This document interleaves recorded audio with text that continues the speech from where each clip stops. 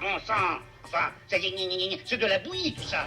C'était pas mauvais, c'était très mauvais. Voilà, exactement. Alors reprenons. On disait, hop. Je ne crois pas à la vaccination obligatoire pour ce vaccin.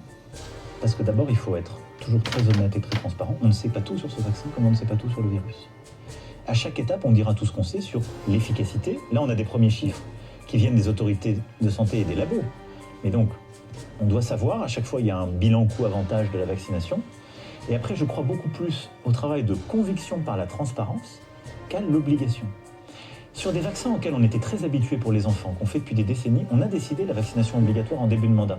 Ça a été un très gros débat démocratique dans notre pays. Ouais. Et on était avec des vaccins qu'on connaissait par cœur. On avait des décennies de recul. Je pense que c'est contre-productif de rendre le vaccin obligatoire sur des vaccins qu'on connaît mal, sur une pathologie. Et justement, quand on dit on ne connaît pas tout sur les vaccins, ça peut être aussi quelque part, moi je me dis en tant que citoyen, si on me dit ça, c'est inquiétant quelque part.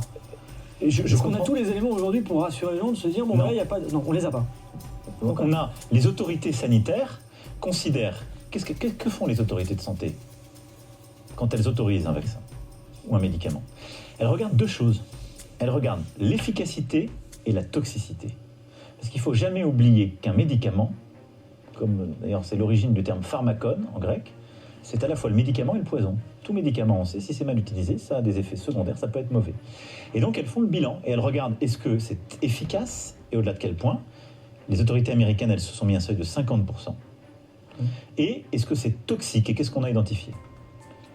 Mais il vient d'arriver. Donc là, elles disent, pour nous, ces médicaments, le Pfizer-BioNTech, puisqu'il a été autorisé aux États-Unis, elles disent il est plus de 50% des cas, dans plus de 50% des cas efficaces, et il a une toxicité qui ne pose pas de questions. Et ils vont, je pense, dire quels sont les risques et pour qui. Moi, j'ai pas toutes les informations au moment où je vous parle.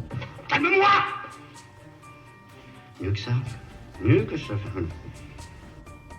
Pour nous protéger et pour notre unité, nous devons aller vers la vaccination de tous les Français. Car c'est le seul chemin vers le retour à la vie normale. Alors moi, il m'épate. Dans les 5 ans à venir, moi je ne propose pas de décaler l'âge de départ à la retraite. Est-ce qu'il faut reculer l'âge légal qui est aujourd'hui à 62 ans? Je ne crois pas. Le beau garçon ist ein salopard. Ein grosse salopard.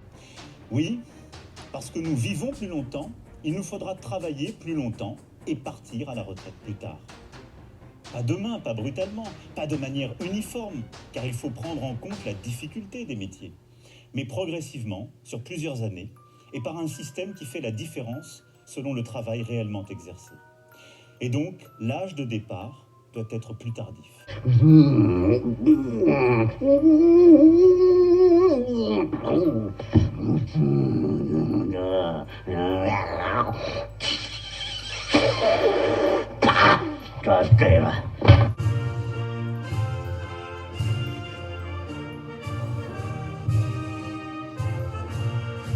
Je suis mort. Je suis enterré.